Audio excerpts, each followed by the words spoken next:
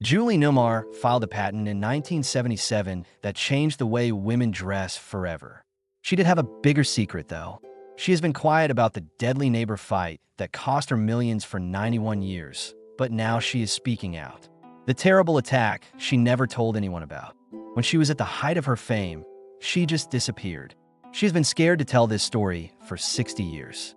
On August 16, 1933, Julie Newmar was born in Los Angeles. Julie Newmar was her real name. From the start, art, performing, and physical perfection were a big part of her life. In the 1920s, her dad, Don Newmar, played linebacker in the NFL. After that, he was put in charge of physical education at Los Angeles City College. He was tough, strict, and really into sports. Ellen Jesmer, her mother, was a dancer in the famous Ziegfeld Follies. It wasn't just a show for her. A lot of people looked up to her as a showgirl. Ed Cantor, the comedian, once said she had the most beautiful legs in the Follies. Moving around and expressing herself were very important to Julie as a child. Her father played sports, and her mother worked on stage, so she was the perfect mix of creative and disciplined. From a very young age, she was surrounded by music, dance, and exercise. The Swedish-French background of her mother also gave her a unique culture background. Julie took it all in. She was smart, beautiful, and eager to do well for herself. She was done with high school by the time she was 15. Teenagers still thought about their plans, but things were already moving on. In the same year, she went on a trip with her mother and brother across Europe. It was an event that opened my eyes. She saw the beautiful history of Italy and the big shows of Paris. She saw and heard different kinds of art, music, and dance. This trip wasn't just a break. It was a huge dive into the world of show business. It changed the way she dressed, what she liked, and how she held herself. She became a prima dancer for the Los Angeles Opera when she got back home. Even for someone her age, this was a big accomplishment. Ballet needed a lot of discipline. It required strength in both body and mind. Julie felt it all the way. Each show helped her get better. Her body got stronger with every move. She wasn't just getting better at dancing. She was getting ready to act all her life. But dancing was just the start. Julie really liked to learn new things. She then went to UCLA. She learned French, classical music, and philosophy. She loved good art and had a sharp mind. But after only 6 weeks, she felt something bigger pulling her. She knew that she belonged in the world of shows, not in a classroom. She did something brave and quit school. She began working at Universal Studios as a dancer and director when she was 19 years old. That's what she really learned. Her performance wasn't just a show. She learned how movies were made, how routines worked behind the scenes, and how to be the center of attention on screen. Julie Newmar got her start in Hollywood by dancing. Prior to her fame, she danced in movies and was known for her graceful and sure steps. An important part she will always remember was in Serpent of the Nile in 1953. With gold paint all over her body, she played the Golden Girl. The movie, which starred Rhonda Fleming and Raymond Burr, was a historical drama about Cleopatra and Mark Antony. Newmar didn't have a big part, but her beautiful looks stuck with people. In those years, she had a lot of short parts, and each one helped her learn. In the same year Slaves of Babylon, she played a dancer killer, which sounds like more than just a pretty role. She also danced with famous people like Fred Astaire and Sid Charisse in The Bandwagon, which is one of the best shows ever made in Hollywood. She got to work with some of the biggest names in show business because of these parts. She was already dancing and making dance moves at Universal Studios when she was only 19. She was smart and talented at the same time. Hollywood was very competitive, and a lot of artists got lost in the crowd. Newmar didn't. She stood out because of how beautiful she was and how well she could get people's attention. The next show was Seven Brides for Seven Brothers, which came out in 1954 and is still a classic. Some of the seven wives were played by her. The movie was known for its lively dance scenes, which were directed by Michael Kidd, and Newmar's skills were perfect for the part. She looked like she belonged in front of the camera with every move and scene. The 1950s were a great time for Hollywood shows. Movies like Oklahoma and Singin' in the Rain had already paved the way. Seven Brides for Seven Brothers was like them in that it had fast-paced dance moves and an interesting plot. The group did dances that were hard on their bodies in mixed ballet, jazz, and folk dance. Even though Newmar wasn't the star, her part showed that she was special. What she should do next?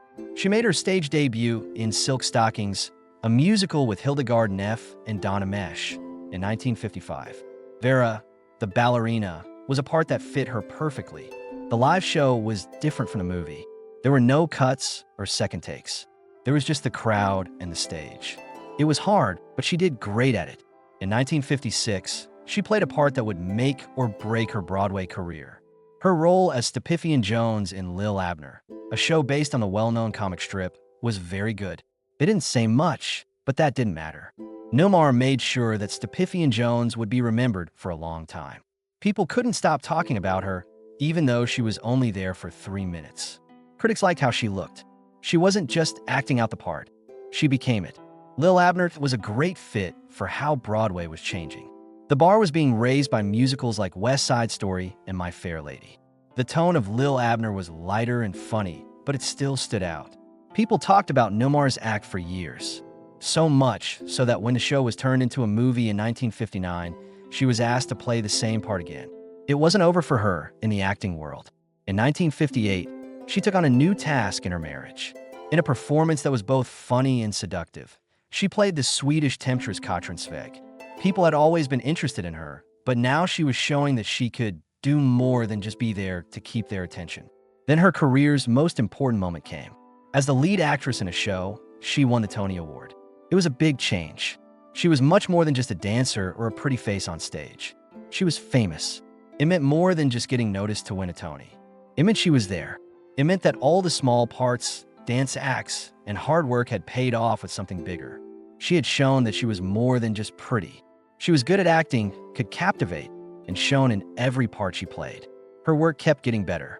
Later, in 1961, The Merry-Go-Round was made into a movie, and she played Katrin Sveg again, this time with James Mason and Susan Hayward. The change from stage to screen went smoothly. Whether she was on stage or in a movie, she made every scene feel like it was hers. In 1963, she played Miss Devlin in an episode of Late, I Think of Cliffordville, which took place in the Twilight Zone. The stories on that show were always weird and made you think, and her part was no different. She played a strange woman with a dark side, and she said her lines with a calm, yet creepy charm. Just having her there made the character stand out. People who watch the show still remember her act, not just the story, but also how she played it. Another part was in the TV show Route 66, which was about a road trip across America. In 1962, she played Vicki Russell in 2 episodes. Russell was a rich and daring woman who was more than just pretty. You couldn't just look at her and admire her. She was different from most women at that time because she was funny, had charm, and liked being on her own. It was clear from these early shows that she was more than just a pretty face. She was able to make any figure come to life. The next show was My Living Doll, which should have done better. The show ran from 1964 to 1965 and was set in the future and was funny. Rhoda was a lifelike robot that Newmar played. It was made to be the perfect lady, but she didn't make her stiff and mechanical. Instead, she gave the character a fluid, almost hypnotic air. Because she had trained in dance and mime, she was able to move in a way that seemed just off enough to be real. James T. Aubrey, president of CBS, picked her for the part because he knew she could make it special. She did it. She made Rhoda charming by mixing humor and innocence in a way that kept people laughing. But there were problems with the show. It was shown at the wrong time, right after Bonanza, which is one of the most popular shows on TV, that hurt its hopes on its own. Then her co-star Bob Cummings quit the show after 21 episodes. He had personal problems, and it was said that he had problems with drugs. The show would not have been able to go on without him. Fans still watch My Living Doll, even though it was only on for 1 season. A figure that could have been one-dimensional was given a unique voice by Newmar, who played the part. It showed that she could make parts memorable. It was 1966 when Batman came out. This was the part that made her famous. Her performance as Catwoman was very different from what it was before she played it. Catwoman was just another comic book bad guy before she came along. She became a symbol after her. Before she was cast, she had never even heard of Catwoman, but she knew just how to play the part as soon as she saw what it could be. She made the character flirty, funny, and hard to guess. The way she and Adam West's Batman had a spark. Every scene they were in had a fun energy that kept people interested. She wasn't just someone Batman had to fight. A lot of people wanted to see more of her. Every Catwoman movie that came after Newmar's was based on how popular her story was. Women who played the part like Michelle Pfeiffer and Anne Hathaway, gave it their own style, but the groundwork had already been laid. Catwoman wasn't just a bad guy because of her. She gave her personality, wit, and a fun sense of things. Even after her performance, she had an effect on people. She changed her outfit too. She thought it would look better if it sat lower on the hips than with the belt at the waist. There was a small change, but it made the outfit stand out. It made the look more stylish, sleek, and recognizable. That choice became famous in the history of TV. Her first Catwoman costume is now kept safe at the Smithsonian Institution. It brings to mind how important she was to pop culture in general, not just the show. Julie Newmar played more than one role. That person came to life through her in a way that no one else could. She had danced before, so she knew how to make Catwoman feel stronger, more mysterious, and more dangerous by moving her body. She didn't just say lines. She was making things happen. Catwoman trying to get Batman to fall in love with her was one of the most famous parts of the 1960s Batman show. She moved around him like she had full control, teasing him while planning in secret to use her perfume to poison him. Every glance she gave and every change in her stance were timed just right. Even so, there were no practice runs. They weren't needed by her. She had been dancing for years and knew how to move easily and hit every mark without thinking. That's what made the scene stand out. It looked and felt easy. It seemed real. That wasn't the only scene she planned. During another, she slid down a wall and told Batman she loved him. It was a trick, a way to make things difficult between him and Robin. One 3-minute take was used to film the whole scene. It took skill and courage to make that kind of shot, but she did it without any issues. She was good at making everything look natural and smooth. Simple moves could be made into something fun, seductive, and memorable. It became famous that she played Catwoman, but it wasn't easy for her. The sleek black Lurex cat suit that made her look so beautiful was too tight and painful to wear. It wasn't easy to move around in. She didn't just wear the metal claws for looks. They were big and hurt her hand sometimes. She didn't let any of that slow her down, though. She did many of the stunts herself because she thought it made the character seem more real. She had problems, but she got through them because she knew every second on screen was important. She was great in the part, but she didn't come back for the 3rd season. She had already agreed to work on another project, which was a movie called Monsieur Lecoq. She had no idea that the movie would keep going on and on. She missed out on the chance to keep playing Catwoman because of that choice. The part was then given to Eartha Kitt, who made it her own with her own style. Julie Newmar's life was full of love, loss, and strength. She went to Fort Worth, Texas, with her new husband, lawyer J. Holt Smith, in 1977. They wanted to start a family, but the process was very hard. Julie had 3 losses. Each one hurt and made her realize how fragile life is. But she had her son John Jules Smith in 1981 when she was 48 years old. Having him in her life felt like a gift after everything she had been through. Becoming a mother changed everything. 3 years after he was born, John lost his hearing because of meningitis. He had Down syndrome. There were tough times, but Julie never thought of her boy as a burden. She said that he taught her the most about loving others no matter what. She thought that kids with special needs were gifts, not problems. She helped John be creative and backed his love of art. His work was even shown in galleries, something that was very proud of her. While raising John brought her a lot of happiness, it put stress on her marriage. It can be hard to handle the burden of taking care of a child with special needs. Julie and J. Holt Smith split up in 1984, just 3 years after John was born. Julie was still totally attached to her son, even though this happened. She put her job on hold so she could be the best mother she could be.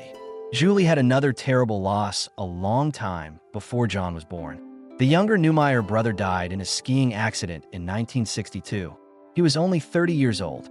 No one in his family saw his death coming. It happened so quickly.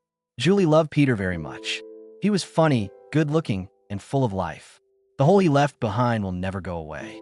John, her bigger brother, and someone who had always been there for her, was also hit hard. Julie was becoming more famous in Hollywood at the time. Movies like 7 Brides for 7 Brothers had already made her famous. Soon, she'd play Catwoman in the Batman series, which is her most well-known part. Peter's death was a hurt that never fully healed, even though she was getting more and more successful. John, her brother, was very important to her. He told her she should play Catwoman because he knew she would be a great fit. Through all of life's ups and downs, they stayed close. Julie's life was shaped by love, loss, and the will to keep going. Julie Newmar was famous for playing Catwoman in the 1960s Batman TV show, but she was good at a lot more than just acting. She came up with new ideas and had a great sense of style. She was also good at business and sell her ideas, and she invested in real estate and changed neighborhoods. In real life, she wasn't just playing a part. She was always planning ahead and making things in real life. She had an idea in the 1970s that changed the underwear business. She saw that most pantyhose made women's curves look less defined instead of more defined. She didn't understand that. Why would you wear something that made your body work against you? She wanted a style that would lift and shape women and make them feel good about themselves. Her name for it was Cheeky Derriere Relief. In 1977, she got her first invention. It had a shaping band that went from the buttocks to the belt and fit between them to make the body look more sculpted. The idea was easy to understand and smart. The second invention she got was better than the first. It was made of a mix of nylon and lycra, which kept the pantyhose supportive and comfy even after being washed several times. She started her own brand called Newmar, which was based on her name, and started advertising it right away. People were drawn to her because of her attitude and charm. People magazine asked her to talk about her stockings in a way that no one would forget. Instead of a ham sandwich, they make your behind look like an apple. One line became a part of the brand's name. But she didn't just come up with tights. Also, she made a brassiere with secret straps that was based on Marilyn Monroe's easy style. She wanted underwear that was both pretty and useful, something that would look good under any outfit. She was good at making things and selling them in more than one area. In the 1980s, she took on a completely different challenge. She bought a house. Other people didn't see the possibilities she did. She didn't just buy houses to sell them. Instead, she worked on making whole neighborhoods better. At the time, parts of Los Angeles like La Brea Avenue and Fairfax Avenue were having a hard time. Newmar saw their beauty, their past, and the chance they had. Instead of tearing down old houses, she fixed them up. She kept their beauty while making them more useful for today. She thought that a neighborhood should stay the same even as it changed. Besides making homes worth more, her work made these places livelier and friendlier. Julie Newmar, who played Catwoman in the 1960s TV show Batman, had a nasty fight with her neighbor Jim Belushi. A small disagreement about noise and property quickly turned into a long-lasting court case. Jim says that Belushi, who is best known for, said that Newmar was trying to get him to leave the neighborhood. He said she broke his fence and spread lies about him to make him look bad. He also said she watched his family and played loud music to bother him. She had her own story to tell. She said the real issue was Belushi. She couldn't relax in her own home because of his loud parties and constant noise. She even bought earplugs for air traffic controllers just to block out the noise. She also said that he had changed things about the land that blocked her natural light. Things were getting worse between them. People in the neighborhood sided. Newmar was seen as strange by some. Some people thought Belushi was mean. When Belushi sued her for $4 million in 2004, things really heated up. He said she was harassing him, spreading lies, and damaging property. The case went on for a long time. The lawyer for Belushi said the case was too big to settle without a fight. The lawyer for Newmar pushed for compromise. Things didn't change for months. Then a strange thing happened in 2006. All of a sudden, they said the fight was over. After Belushi dropped the case, Newmar even had a guest spot on According to Jim, which was a strange turn of events. It wasn't a normal way to end a war. Their fight was still one of the strangest neighborly issues in Hollywood after everything was over. However, Newmar's past had an even worse story to tell. She had a traumatic event early in her career while she was working at the Actors Studio. The school was famous for its tough method acting classes. The students were made to feel very bad. Things got out of hand at one practice. Her partner on the scene hit her. What happened shocked and upset me so much. But she didn't say anything. She kept quiet. At that time, Hollywood wasn't a safe place for artists, especially women, to talk about their problems. People didn't talk much about abuse or bad treatment in the 1960s and 1970s. A scandal could ruin an actor's career, even if they were the one who did something wrong. Like many other people, Newmar hid her pain. Even so, she kept moving forward. She became famous for her unforgettable part as Catwoman. Behind the scenes, she had seen the bad sides of the business. On screen, she played strong, sure of themselves women. Catwoman will be played again by Julie Newmar in Batman. Return of the Caped Crusaders was a great time to remember the good old days. The cartoon movie, which came out on October 10th, 2016, brought her back together with Burt Ward and Adam West. It brought back the fun vibe of the Batman TV show from the 1960s. Catwoman, the Joker, the Penguin, and the Riddler worked together to steal the replication ray, a very powerful machine. The plan looked great, but Catwoman had other ideas. She tried to control Batman by making him turn against his friends with Batnip. Things went in a different direction, though. When the other bad guys found out she still liked Batman, they betrayed her. Fans of the original show loved everything about the movie. The over-the-top fight scenes, the bright colors, and the silly tools that Batman always had just when he needed them. It was first shown at New York Comic-Con on October 6th, and it came out digitally on October 11th. On November 1st, DVD and Blu-ray copies came out. Critics and fans alike said it was great because it stayed true to the original series. Even after all these years, Newmar's performance as Catwoman was still memorable. With just the right amount of charm, wit, and fun, she played the part. Because of her part in the movie Batman vs. Two-Face came out in 2017 as a follow-up. Adam West died before the movie came out, so it was his last appearance as Batman. Newmar was very happy with the experience and said she loved playing Catwoman again and showing she to a new generation. She had an effect on more than just Batman. It was a surprise when in 1995 she was in Wong Fu, Thanks for Everything, a movie that paid tribute to her memory. It was a comedy about 3 drag queens on a road trip. Wesley Snipes, Patrick Swayze, and John Leguizamo played the queens. The title of the movie came from a signed picture of Newmar that the characters took around with them as a source of inspiration. At the end, she showed up as herself as a surprise appearance. She named Chi Rodriguez Drag Queen of the Year in the last scene. It wasn't just a fun time. The way she looked was a link between Hollywood glitz and the world of drag. The movie made $47.8 million around the world and was the #1 movie in North America for 2 weeks. At the time, LGBTQ+ characters were not often seen in popular movies. More importantly, it made it possible for movies and TV shows to come that praised individuality. Newmar never let a single job define who she was. She took advantage of new chances and stayed in touch with friends of all ages. She is still involved on social media, even though she is in her 90s, putting out personal stories and ideas about life. Her online existence is one of a kind. She doesn't hire someone to run her accounts like a lot of famous people do. She talks to her fans personally, answering their messages and giving them words of support. She often talks about her life with her boyfriend, John, in Brentwood. One of her favorite things to do is garden. She posts pictures of her yard all the time, showing off bright flowers and lots of greens. She is active and positive even though she has Charcot-Marie-Tooth disease, an illness that affects nerves and muscles. She doesn't let it slow her down. Instead, she uses her stage to bring attention to problems and give hope to people who are going through similar things.